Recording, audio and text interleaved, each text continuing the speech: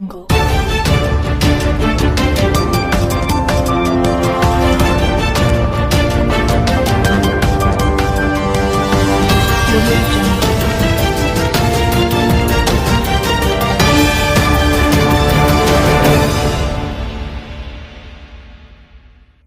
अस्सलाम वालेकुम नाजरीन, आप देख रहे हैं लीडर सियासत उर्दू न्यूज़ चैनल बेंगलोर। मैं हूं सैयद खालिद असलम।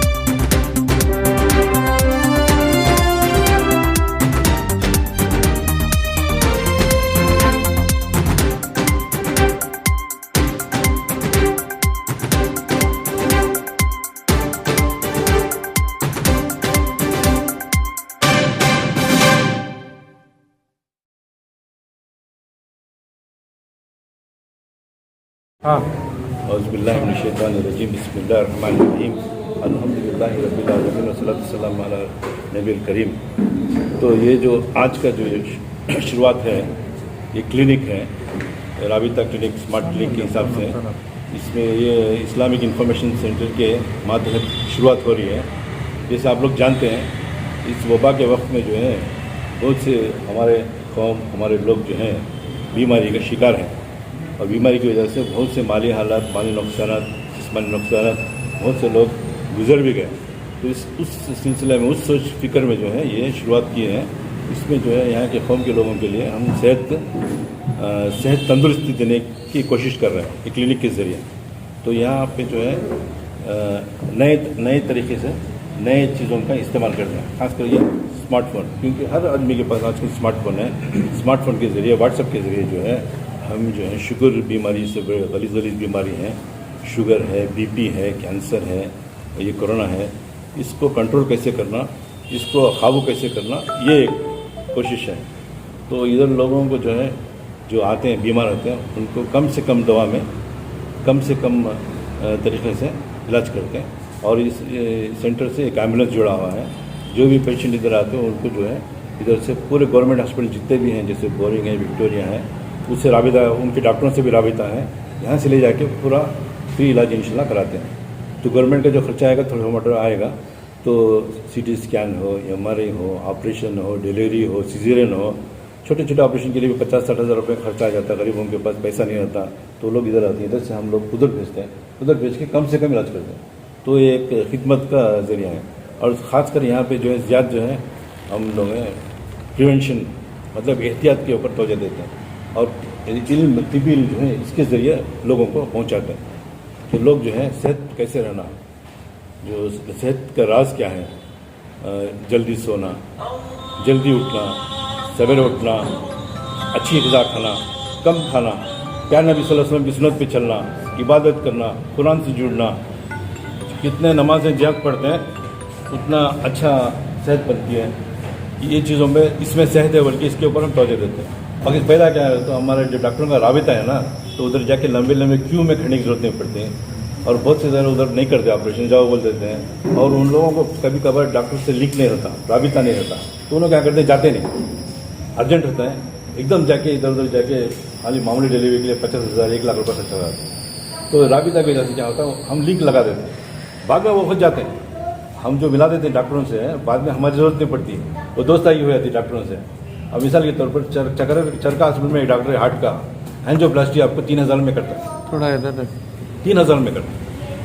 अगर तुम्हें उसे लिंक नहीं रहते हो, तुम इधर उधर गए तो 1.5 लाख रुपये होता है। अच्छा, ये राबिता जो आप बता रहे हो, ये राबिता क्या है? ये राबिता यही है जो गवर्नमेंट स्कीम है ना, नेटवर्किंग, उसके बारे में।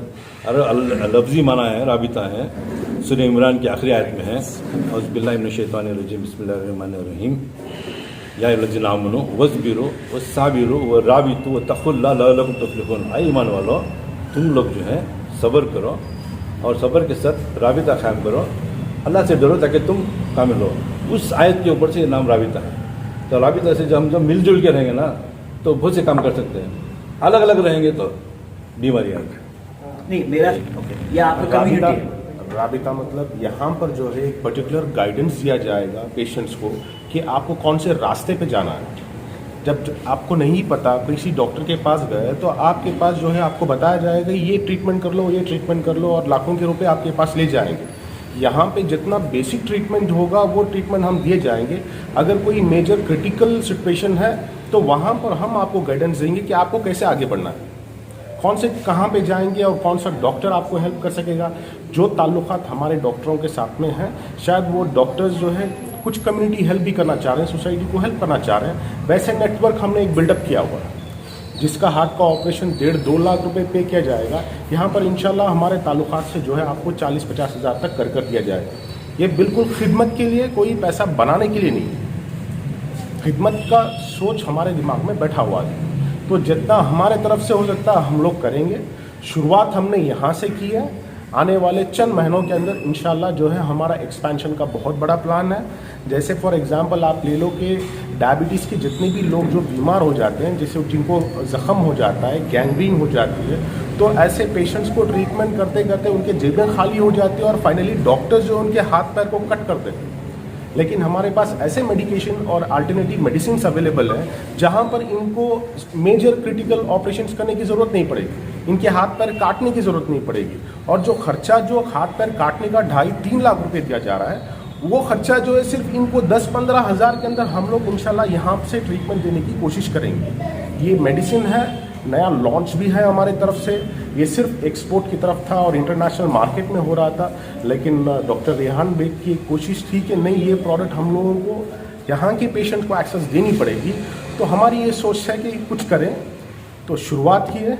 इंशाल्लाह आने वाले वक्त में जो है बहुत कुछ अच्छे हालात आप देखने को मिलेंगे। इसका प्रोसीजर कैसा है? अब फिलहाल अब शुरुआत तो हुई है, आपका ज़रिया है, मीडिया है, आप कोशिश करो कि सारे लोगों तक ये बात को पहुँचे। ये सिर्फ गरीब लोगों के लिए नहीं, सब लोगों के लिए है। आप आए, आपको एक रास्ता बताया जाएगा कि आपको करना क्या है, या प्रेगनेंसी हो, या आपका कार्डियो हो, या आपको कैंसर हो, या आपका ब्रेन प्रॉब्लम हो, आप आओ, आपको ये डेफिनेटली एक ऐसा गाइडेंस दिया जाएगा ताकि आपके मिनिमम कॉस्ट के अंदर आप लोगों को एक परफेक्ट ट्रीटमेंट मिला जाए। आपको कांटेक्ट करने के लिए कांटेक्ट करने के लिए अभी यहाँ पर तो क्लिनिक हमने फॉर्म किया एज ए स्टेप नंबर 1। अब इंशाल्लाह आने वाले वक्त में जो है 4 और 5 सेंटर और इस्टेब्लिश किए जाएंगे, पर्टिकुलर डिफरेंट सेक्शन के अंदर। कोई हम लोग हाईफाई नहीं देख रहे हैं या किसी पेशेंट के पास यार 500 रुपये कंसल्टेशन फीस लो, बिल्कुल ये इरादा नहीं है। कुछ अच्छे खासे डॉक्टर हैं जो बिल्कुल कम से कम सिर्फ खर्चा, सिर्फ एक ऑपरेशनल कॉस्ट को कवर करने के लिए, कोई अपना बैंक बैलेंस बनाने के लिए काम नहीं करेगा। यहाँ काम करेगा सिर्फ आपको एक एक्सेस और उसको ट्रीटमेंट मिल जाए और इस क्लिनिक का जो है बेसिक ऑपरेशन कर जाए।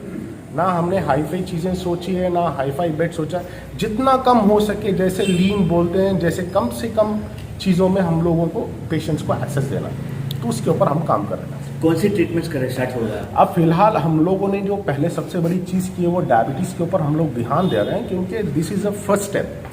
कोई भी जो या जब किसी की को डायबिटीज़ होता है तो वहाँ से जो है वो बंदा डायबिटीज़ से जो कार्डियो भी हो जाता है, वो बंदा जो है किडनी का प्रॉब्लम में भी उतरता है, जो क्रिटिकल स्टेज तक पहुँचता है। तो हम सोच रहे हैं कि जिनको डायबिटीज़ है वहाँ से शुरुआत करो, और ये सिर्फ उन लोगों के लिए नहीं जो डायबिटीज़ हो गए, चंद ऐसे लोगों के लिए भी है कि जैसे थोड़ी सी वीक हैं तो वो भी हमसे रब्ता करें, ताकि prevention is better than the cure. आपको कुछ सर्टेन चीज़ें बताई जाएंगी, ऐसे नहीं कि मेडिसिन खाओ।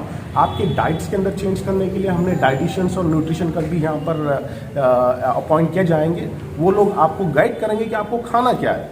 आपको आपकी डिसीज़ के लिए मेडिसिन आप सोच रहे हो कि मेडिसिन से मेरी डिसीज़ दूर होगी, तो हम आपको बताना चाह रहे हैं आपके खाने से आप हेल्दी रहोगे। तो food is going to become as an medicine. अगर आप मेटफॉर्मिन खा रहे हैं, आपकी डायबिटीज़ की परसेंटेज को डाउन करने के लिए हम आपको कुछ चीज़ें ऐसी बताएंगे कि भाई आप खाने में ये चीज़ें ऐड करो, आपकी डायबिटीज़ जो है आराम से कंट्रोल में रहेगी। आप दवा खा के क्यों करना चाहते हैं? एक 100 ईयर्स की लाई है मार्केट के अंदर कि जनरली पेशेंट जो डायबिटीज़ का पेशेंट है वो फ्रूट नहीं खा सकता। आपको ये नहीं खाना है, आपको वो नहीं खाना, आपको खाने से दूर रखकर मेडिसिनों का गोडाउन बना दिया जाता है। आपको मल्टीविटामिन्स बोलते हैं कि विटामिन सी लो, आपको बोला जाता है विटामिन डी लो, आपको बोला जाता है ये लो, आपको मेडिसिन के लिए पैसे खर्च करने पड़ते हैं। लेकिन ये सारा सोर्स कौन सा है? खाने वाला सोर्स है। आपको कैसे खाना है, कब खाना है, आपको ये चीज़ें बताई जाएंगी जो हमारे पास नॉलेज अवेलेबल है फिलहाल। तो ये चीज़ हमने सोचा हुआ है। मैं इंशाल्लाह इस ऐप को भी हम लोग जो है एक्टिवेट कर देंगे ताकि पेशेंट्स को जो है ना ऑनलाइन की भी एक्सेस दी जाएगी, लेकिन ये थोड़े से वक्त के बाद में होगा। फिलहाल स्टेप नंबर 1 फिजिकल एक्सेस होंगे। आने वाले वक्त के साथ में हम लोग जो है इसको ऑनलाइन भी करेंगे ताकि पेशेंट्स को आना भी ना पड़े, इनके साथ में ऑनलाइन रब्ता होगा और इंशाल्लाह जो भी हमारे तरफ से हो सकता है हम खिदमत करेंगे। ठीक है। देखिए, नॉन कोविड सेंटर खोलने का मकसद ये है कि जब कोविड पीक पर था, हॉस्पिटल्स फुल थे और हर हॉस्पिटल कोविड सेंटर बना हुआ था, तो उस वक्त जो है जो छोटे मोटे बीमार जो आर्थराइटिस है फॉर एग्जांपल, उनको अगर जनरल चेकअप कराना है तो उनको हॉस्पिटल्स में नहीं अलाउ कर रहे थे क्योंकि कोविड सेंटर्स बन गए थे वो। तो उस वक्त जो हमने इसके एक वैक्यूम पाया कि जो आम मरीज़ है जिनको कोविड नहीं है लेकिन उनको कहीं भी जाने के लिए एक जरिया नहीं था, एक जगह नहीं थी, तो उस वक्त से हम प्लान कर रहे थे कि एक नॉन कोविड सेंटर हो जहां पर जो है ऐसे मरीज आकर फ़ायदा उठाए और क्या है उन पर उनका जो रेगुलर रूटीन चेकअप होता है वो कंटिन्यू रहे। तो इस मकसद से नॉन कोविड सेंटर शुरू हुआ है। सेकेंड हमारा ये मकसद ये है कि जो specially the lower section of the society है उनको फ़ायदा ज़्यादा हो ताकि वो आए और इससे फ़ायदा उठाए, क्योंकि हॉस्पिटल्स में क्या है उनके अपने अखराजात रहते हैं, तो उस वजह से वो रजिस्ट्रेशन फ़ी हो या फिर उनके चार्जेस रहते हैं। तो यहाँ पर हम हमारा पूरा ये मकसद ये है कि कम से कम हो या जीरो चार्जेस पे काम करें इंशाल्लाह। देखिए, बीपीएल कार्ड जो होल्डर्स जो हैं उनको जो है हम यूजुअली हार्ट एलिमेंट्स के आते हैं या फिर दूसरे बीमारी के जो आते हैं, हम उनको जो है गवर्नमेंट हॉस्पिटल से उनका रब्ता कराते हैं। फॉर एग्जांपल जयदेवा हॉस्पिटल से जो है रब्ता करा के उनको गाइड करते हैं। एक्चुअली प्रॉब्लम क्या है, एक स्कीम है हमारे पास जो गवर्नमेंट से अल्हम्दुलिल्लाह बहुत फ़ायदेमंद स्कीम है, लेकिन हमारे लोग को उस स्कीम का इस्तेमाल कैसे करना नहीं पता होता है। जैसे ही कुछ बीमारी आती है अचानक वो जो है नज़दीक के हॉस्पिटल या क्लिनिक चले जाते हैं, फिर वहाँ पर जो गाइडेंस मिलता है उस हिसाब से चले जाते हैं, आगे बढ़ जाते हैं। फिर आगे चलकर जब उनको पैसे की दुश्वारी होती है तब जाकर वो रियलाइज़ करते हैं कि इतना हम अफोर्ड नहीं कर सकते। अगर उसी वक्त अगर गवर्नमेंट हॉस्पिटल अप्रोच करते हैं तो उनका काम हो जाता है। तो अगर दूसरा ऑल्टरनेटिव क्या है, राबिता क्लिनिक या इस्लामिक इंफॉर्मेशन सेंटर आए तो हम जो है उनसे वो लिंक कराएंगे, क्योंकि हम वहाँ जानते हैं कैसा अप्रोच करना है, किसको बात करना है। अगर वो गाइडेंस उनको हम दे देंगे तो इंशाल्लाह बहुत कम रेट में बहुत अच्छा इलाज हो जाएगा उनका। सर, ये थर्ड वेव आने वाला है, आपसे आपकी क्लिनिक से क्या तो भी बच्चों को इधर मदद मिलेगी? सर, थर्ड वेव अल्लाह करे ना आए, लेकिन अगर थर्ड वेव के प्रिपरेशन में जो है पूरे डॉक्टर्स मिलके मीटिंग भी किए हैं कि क्या करना है। नॉन कोविड सेंटर शुरू हुआ है, जैसे पेशेंट्स इनफ्लो होगा, अगर ऐसे कोई हमें पेशेंट्स मिले जो थर्ड वेव में, अगर जो यूजुअली उमूमन बोला जा रहा है कि बच्चों को इफेक्ट हुआ करके, तो हमारा जो है टाई अप दूसरे हॉस्पिटल से साथ रहेगा ताकि इमीडिएट एड्रेस कर सके और हमारे जैसे राबिता है, लिंक, कॉन्टैक्ट्स, नेटवर्किंग यूज करके उनको सही रहनुमाई करें और जल्द से जल्द उनका इलाज हो। www.iicplr.co.in इससे भी रब्ता कर सकते हैं। हमारा व्हाट्सएप नंबर है 9845289298, उस पर भी रब्ता कर सकते हैं। और हमारे office Islamic information centre number 141 3rd main Kausar Nagar RT Nagar post Bengaluru, यहाँ पर भी आ सकते हैं। या फिर यहाँ पर जो राबिता क्लिनिक शुरू हुई है द गार्डियन पब्लिक स्कूल, और मैं द गार्डियन पब्लिक स्कूल के ज़िम्मेदारों का भी शुक्रगुजार हूँ कि वो जगह दिए यहाँ पर काम करने के लिए। तो Guardian public school, Adore apparels number 27/28 Chamundi Nagar main road, RT Nagar Bengaluru, यहाँ पर भी आकर जो है डायरेक्ट वॉक इन कर सकते हैं। हम IIC इस्लामिक इंफॉर्मेशन सेंटर से मैं सेक्रेटरी बात कर रहा हूँ। हम लोग अल्हम्दुलिल्लाह 10 साल हो गए इसको चला के, और शुरू से हमारा ये मिशन रहा है कि हम लोग कोई राब्ता के जैसे कोई जो भी ये टीम है उस तरह की हम लोग साथ में लेकर काम करें। तो हमने इससे पहले हम अल्हम्दुलिल्लाह एजुकेशन में काम किया। फिर हमने एक हीलिंग टच करके एक हॉस्पिटल खोला छोटा, उसमें बेंगलोर के काफ़ी डॉक्टरों से हमारा रब्ता था अल्हम्दुलिल्लाह, और हमने काफ़ी काम किया। उसके बाद वो बिल्डिंग डेमोलिशन कुछ काम की वजह से वो हो गई, तो हमने ये करके उसके बाद हमने बेंगलोर के हर हॉस्पिटल में अल्हम्दुलिल्लाह हमारा रब्ता है, ताकि कोई ऑपरेशन है, गरीबों का ऑपरेशन है, तो उसमें हम लोग इन्वॉल्व होते हैं, या वॉलेंट्री हमें कहीं जाना होता है हॉस्पिटल में, कैंसर हॉस्पिटल में भी हम जाके वॉलेंट्री काम किए हैं, और तमाम डॉक्टर से हमारा रब्ता है अल्हम्दुलिल्लाह। उसके बाद हमने सडनली ये एक एस्पायर हॉस्पिटल भी खोला है, तो उसमें भी हमारी पार्टनरशिप है और हम लोग अल्हम्दुलिल्लाह चला रहे हैं। तो ऐसा नहीं है कि हम लोग पहली बार ये कर रहे हैं, अल्हम्दुलिल्लाह काफ़ी टाइम से हमारा डॉक्टरों से और जो लोग हैं उनसे रब्ता है, और जो गवर्नमेंट स्कीम निकालती है। पहले तो मैं हमारे इस्लामिक इंफॉर्मेशन सेंटर के ज़ुहैब भाई को मुबारकबाद देता हूँ, उनकी टीम को, साथ में यहाँ पर हमारे रोशन बेग साहब के भाई रेहान बेग साहब भी हैं, और हमारे सीनियर खान साहब भी हैं, अल्लाह बख्श भी हैं। तो हमारे मोहल्ले में, हमारे वार्ड में एक 10 बेडेड नॉन कोविड सेंटर का आज इनेकाद हुआ है। आप सब जानते हैं कि ये कोविड की लहर में कितनी परेशानी लोगों को उठानी पड़ी। जब कोविड के दौर में कोई नॉन कोविड पेशेंट कोई हॉस्पिटल जाता तो पहले उसको पूछते थे कि आप कोविड है या नहीं है, आपका पॉजिटिव है या नेगेटिव है। बहुत से लोग डर कर घर में रह गए और बहुत से लोग अल्लाह को प्यारे भी हो गए। उस वक्त में जब नॉन कोविड सेंटर की बहुत सख्त ज़रूरत थी, जैसे अभी आप जानते हैं गरीबों के लिए बेंगलोर में 2-3 हॉस्पिटल हैं, एक बोरिंग है और एक वानी विलास में है, हमारे मलेश्वरम में भी है। लेकिन जब गरीब तबका इन हॉस्पिटलों में जाता था तो वहाँ पे पूरे वो हॉस्पिटल कोविड में कन्वर्ट हो गए थे। आज भी बोरिंग हॉस्पिटल कोविड ही है, नॉन कोविड नहीं हुआ। तो लोगों को बहुत परेशानी है, गरीब तबका बड़े हॉस्पिटलों को जा नहीं पा रहा है।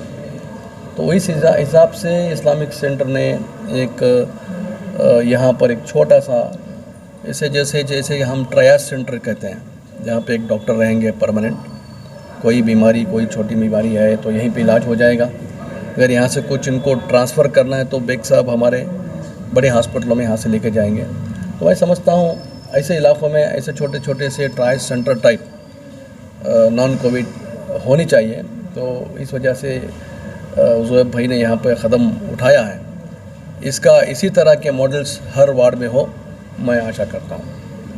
सर, बीजेपी गवर्नमेंट तो नाकाम है, सबको मालूम है, और as an opposition party Congress भी आवाज़ उठाने में और किस तरीके से काम करने में कहीं ना कहीं नाकाम तो नहीं। हमारी पार्टी अपोजिशन में जो काम कर रही है, जिसमें सिद्धरामैया साहब और DK शिव कुमार साहब, और यहाँ पे कॉरपोरेशन में भी हर दिन आवाज़ तो उठा रहे हैं, लेकिन इन बीजेपी गवर्नमेंट को जो स्टेट में है, सेंटर में है, ना आँख है, ना कान है, ना ज़बान है, उनको कुछ सुनाई नहीं दे रहा है। अभी कल ही हमारे यहाँ पे क्षेत्र में, हमारे हेब्बाल कॉन्स्टिट्यूंसी में, हमारे MLA की क़यादत में जो लोग कोविड से गुज़र चुके हैं उनको 20-20 हज़ार रुपये देने का हमने काम कल शुरू किया। आज यहाँ पर हमारे MLA आने था, लेकिन सिद्धरामैया साहब के साथ में दोडबलापुर जाना पड़ा। जो भी लोग कोविड से मुतासिर हो या वहाँ पे घर में कुछ उनकी डेथ है, इससे पहले भी हमने रेशन वगैरह का इंतज़ाम किया और गवर्नमेंट से डिमांड भी किया है सिद्धरामैया के 5 लाख रुपए दिया जाए मुआवजा। गवर्नमेंट तो अभी 1 लाख देने के हक़ में है, लेकिन इसका मामला सुप्रीम कोर्ट में भी है, PL डाला गया है। तो हमारी गवर्नमेंट, हमारी अपोजिशन से मांग रही है कि जो भी इससे डेथ्स हैं उनको 5-5 लाख रुपया गवर्नमेंट से दिया जाए। अलबत्ता कांग्रेस से एक मुहिम चलाई जा रही है कि हर घर में जो भी गुजरा है उनके घर में जाएं, उनसे बात करें, उनकी तकलीफ़ों को दूर करें। ये कल प्रोग्राम हमारे हेब्बाल में शुरू हुआ और MLA ने पूरे लोगों को 20-20 हज़ार देने का अभी वादा किया, और कल 5 घरों पे हमारे रामलिंग रेड्डी साहब आए थे, साथ में जाकर उनको विज़िट करके पैसा दिया गया है। सर, ये जो तीसरी लहर आने वाली है उसके बारे में आप क्या कहें? अल्लाह ना करे तीसरी लहर ना आए, लेकिन साइंटिस्टों का जो ये प्रिकॉशनरी मेजर जो कहते हैं, कह रहे हैं कि तीसरी लहर आने वाली है। तो आगे चलने में अभी मैं हमारे लोगों से भी आजीज़ाना गुजारिश करता हूं कि अभी कोविड से बचने के लिए इंजेक्शन लेना बहुत ज़रूरी है। Vaccination is important. अभी लोगों को बेदारी नहीं है कि इंजेक्शन से क्या फ़ायदा होगा क्या नहीं होगा। फिर भी हम कोशिश कर रहे हैं कि हर दिन हमारे वार्ड में भी वैक्सीनेशन हो। आज भी रहमत नगर में वैक्सीनेशन चल रहा है, कल भी सुभाष मेमोरियल में 200 लोगों को हमने वैक्सीनेशन कराया। हमने मस्जिदों में अनाउंस करवाया, हमारे जो साथी हैं उनसे भी घरे घर अनाउंस करवा रहे हैं। लहर आती रहेगी, अभी पता नहीं, एक तो आ गई, दूसरी चली गई, तीसरी आने वाली है। अभी कितने लहरें हैं हमको पता नहीं है, लेकिन अभी उसकी एहतियातन हमको बरसना है कि जो गवर्नमेंट ये गाइडलाइंस हैं, जैसे कि मास्क पहनो, सोशल डिस्टेंसिंग रहो और वैक्सीनेशन कराओ, ये 3 मुहिम है हमको करना है, हमारे लोगों को भी करवाना है, ये हमारा फ़र्ज़ बनता है।